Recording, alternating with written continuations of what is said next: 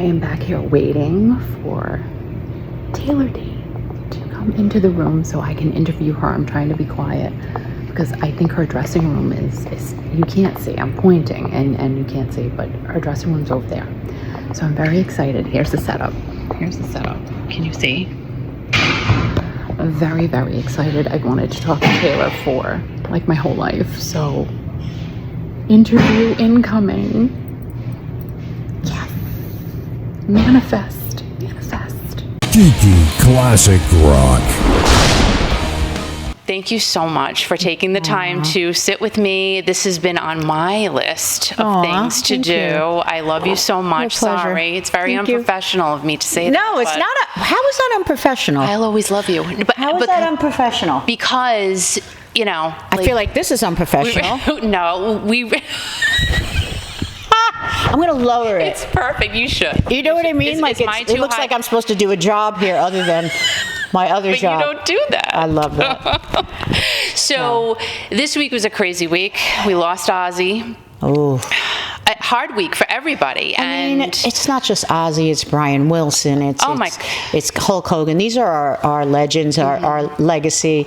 They're all, you know, although Ozzy was British, he was as American pie, was he not? Absolutely.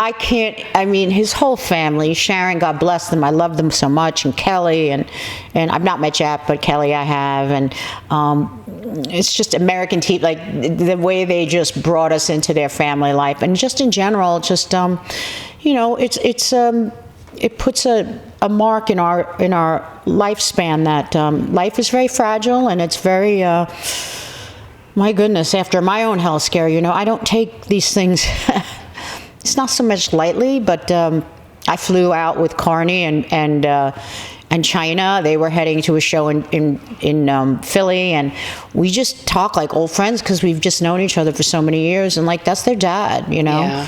And then Ozzy is somebody else's dad, and he's one of the greatest rockers of all time. And to watch that final farewell, which I don't even know how Sharon does it. I don't either. I give her so much credit for I don't understand how incredible a producer, manager, and just the love and the passion, and I felt everything, every move he made, you know, everything was shared, and that is the power of music. That is it. Truly. The love, the frequency, the energy, the type of frequency that is shared.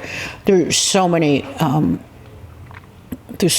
you know, the live element of it, the point that when we sit in a room, that music like that can bring us so united in so many different people and ways, and it's just, music is very powerful. It truly is. And speaking of music being powerful, you were on American Bandstand with the late and great. The very best of the day. I mean, Dick Clark. How much of an amazing experience was that for you? Because I thought he was the person to bring us all together with music. You know, you're so right. It was Dick Clark. It was, you know, Johnny Carson. So many. I got Jay Leno. I got Dave Letterman. You're on everything. Yeah. So I just have to, you know, those moments. They're memorable. To watch an interview with Paul McCartney, who says, they go, "What's the scariest show you ever did?" And he goes, "Well, you know, Ed Sullivan." I like the accent. Ed Sullivan, I gotta say, we were pretty shitty much bricks, you know, we were shitting. And I'm like, yeah, think of it, you're just 19. Yeah.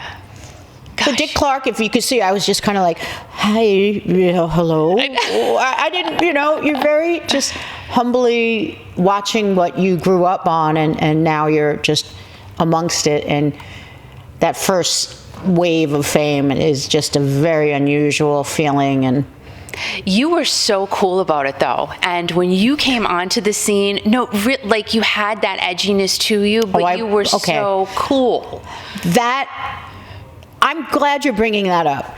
Yeah, I think almost to me, I watched some of that old takes of me, and I'm like, almost too cool, too standoffish. And I think that was more fear. I think that was like, you know, just natural anxiety, you know, not being all of a sudden millions of people know who you are. And I think you're right. I know it was so cool. I'm like watching me with the American Music Awards. And me, it's Lenny and I doing Princess Trust. And I mean, Lenny's cool, right?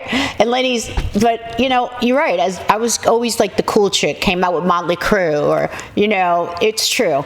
That's a New York thing. Is it really? I have to say, it really is. Like, you know, I just saw a lot, did a lot, was exposed to so much as a child growing up in New York, and my parents were avid theater goers in music, and, you know, I wasn't held back from my dream in any way. If anything, they would just like stay out of her way. And, you know, God, by 19, I had 12 inches. I'd already been in 2 different bands by then, you know. I mean, that's because the drinking age was 18, so the legal age to me was 16. That's when we had our licenses and we were in the club. Legal age? No, I was already singing in every club, you know. Yeah. And my bands were all original from the start. I was very lucky. So I found my voice. And I was singing at quite a young age, and I mean, God, 5, 6. So this was a part of the big, you know, outlier plan for me.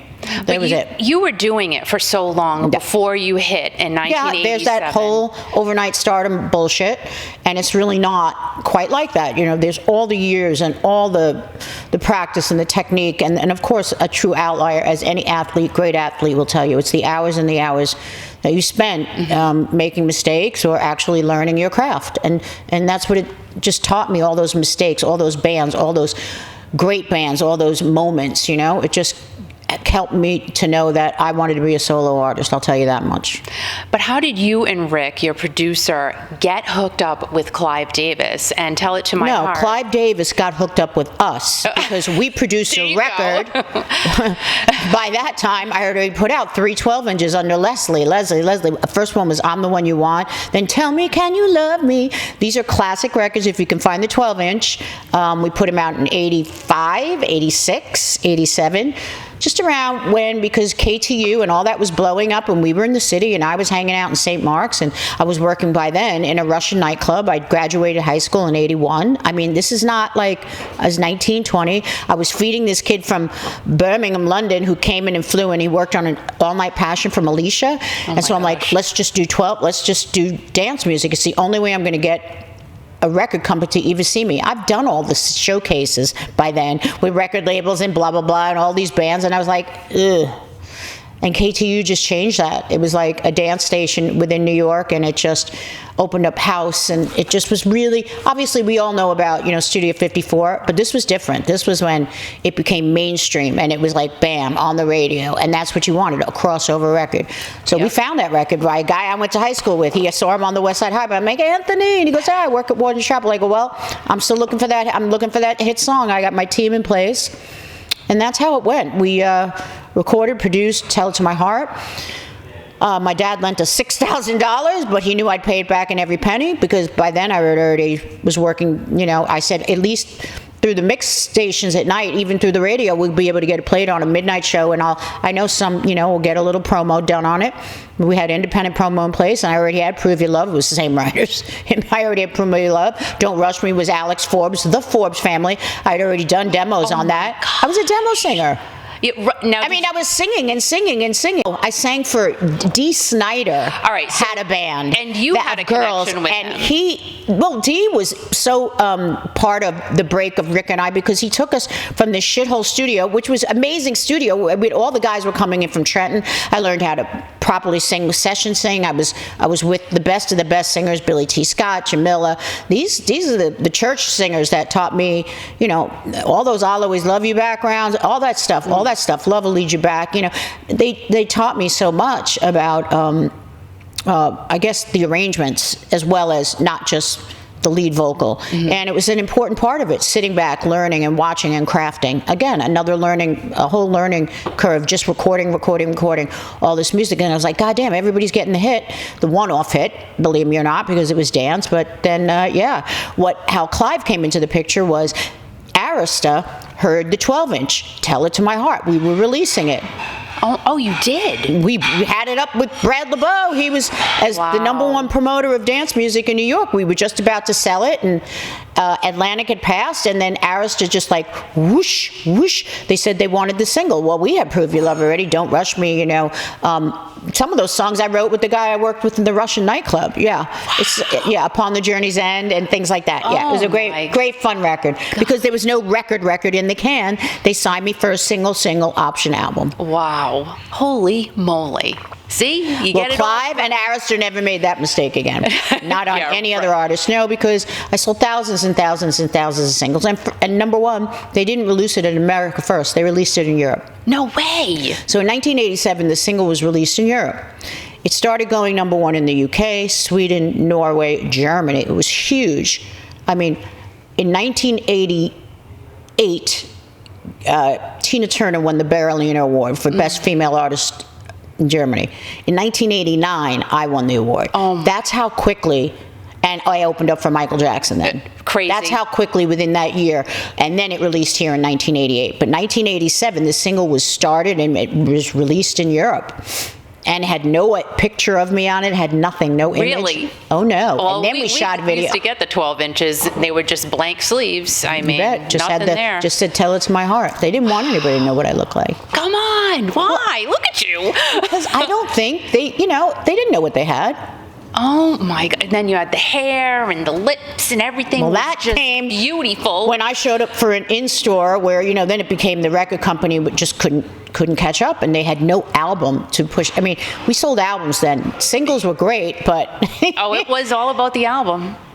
I mean, they just never made that mistake again. And he had Ace of Base, Milli Vanilli, my gosh. a couple of big hits, and he made sure they had more music in the can and did album deals. So it was really interesting. My first record is a tour de force of independent artists. Being an independent artist means believing in yourself first and honoring that and not losing sight of that and getting the money wherever you can. But to keep going. Yeah. It really is. We really were a tough team together. And it feels like you do love rock and roll. Oh my God. I mean, you're kind of a rock girl. I'm a rock R&B artist. I've always have been. Rock, R&B.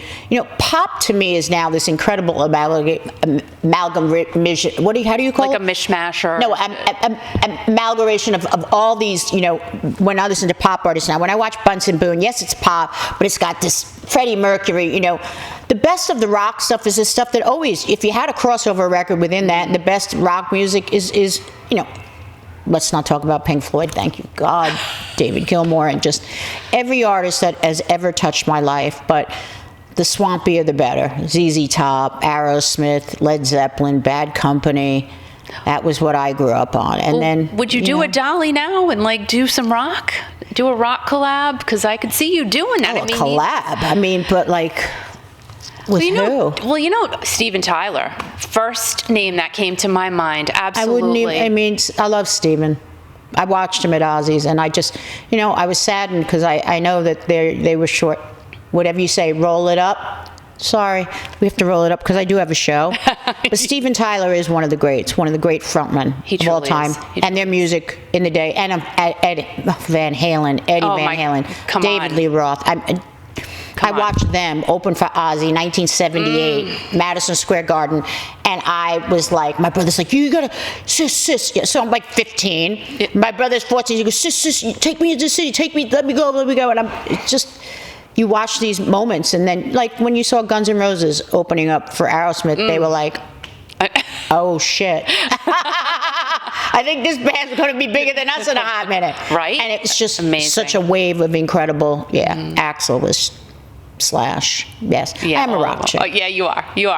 But if you give me Stevie Wonder in this room, Morris White, Al Green, Marvin Gaye, and of course Charlie Wilson, who called me the other day while I'm in the studio, and I can just hold my heart and just say, how could there be anything without the Gap Band, without Temptations, without Earth, Wind, and Fire? There wouldn't be anything. Commodores. There wouldn't be anything. Nothing. So that's my evolution became like, oh my God. Rock, the soulful rock band, the ones that had some pump. Oh, yeah.